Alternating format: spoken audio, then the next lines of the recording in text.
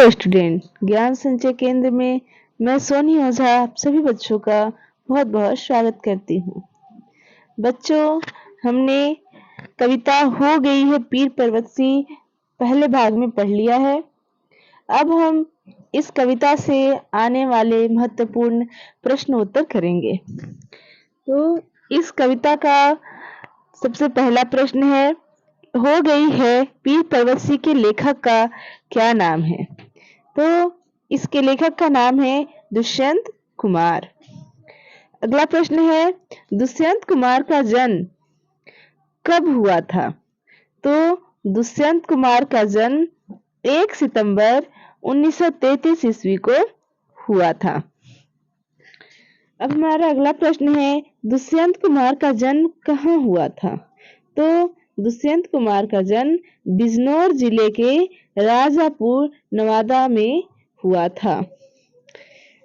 हमारा अगला प्रश्न है, दुष्यंत कुमार के पिता का क्या नाम था? तो इनके पिता का नाम था भगवत सहाय। अब हमारा अगला प्रश्न है, दुष्यंत कुमार की माता का क्या नाम था?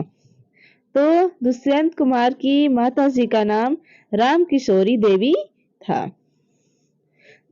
दुष्यंत कुमार की प्रमुख रचनाएं कौन कौन सी है?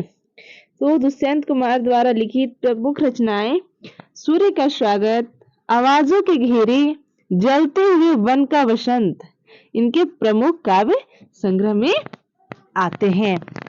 हमारा अगला प्रश्न है, दुष्यंत कुमार का मृत्यु कब हुआ था?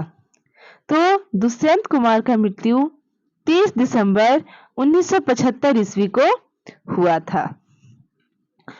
अगला प्रश्न, हो गई है पीर पर्वत सी कविता का मूल स्वर क्या है? तो हो गई है पीर पर्वत सी कविता का मूल स्वर पीड़ा की अभिव्यक्ति है। मतलब किस तरह आज भी जो गरीब वर्ग के लोग हैं वो बड़े बड़े नेताओं के अंदर शोषित हो रहे हैं। हमारा अगला प्रश्न है, हो गई है पीर पर्वत सी कविता कब लिखी गई थी? तो ये जो कविता है, हो गई है पीर पर्वत सी कविता स्वतंत्रता प्राप्ति के बाद लिखी गई थी। हमारा अगला प्रश्न है, आजादी के 60 साल बाद भी हमारी पीर कैसी बन गई है? तो आजादी के 60 साल बाद भी हमारी पीर पर्वत के जैसी बन गई है। अभी भी हमारी पीड़ा कम नहीं हुई है, हमारी परेशानी अभी भी खत्म नहीं हुई है। हमारा अगला प्रश्न है, आजादी की लड़ाई के दौर में जनता से क्या वादा किया गया था?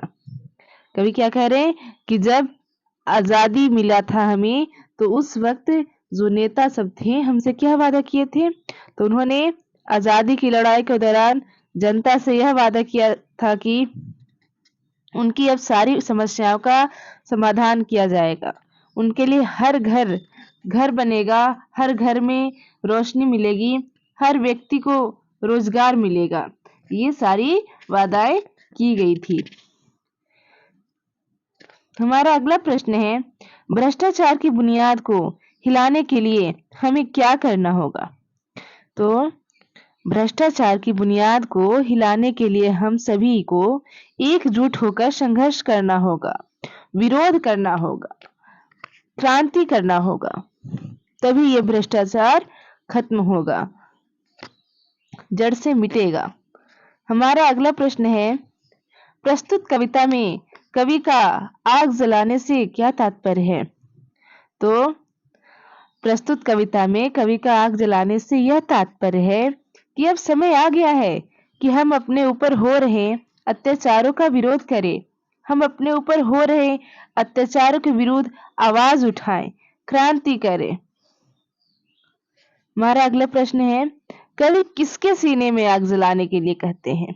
तो कवि सभी भारत की जनता को अपने सीने में आग जलाने के लिए कहते हैं। जितने भी प्रताड़ित लोग हैं उन सभी को आवाज उठाने के लिए कहते हैं।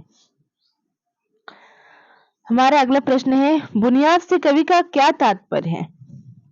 तो बुनियाद से कवि का तात्पर्य है, बुनियाद हिलाने से कवि का तात्पर्य है कि समाज में जो आर्थिक राजनीतिक शोषण है, इस शोषण को पूर्ण रूप से विध्वंस कर देना, इसका विनाश कर देना और समाज में एकता लाना, समानता लाना, कवि का यह तात्पर्य है।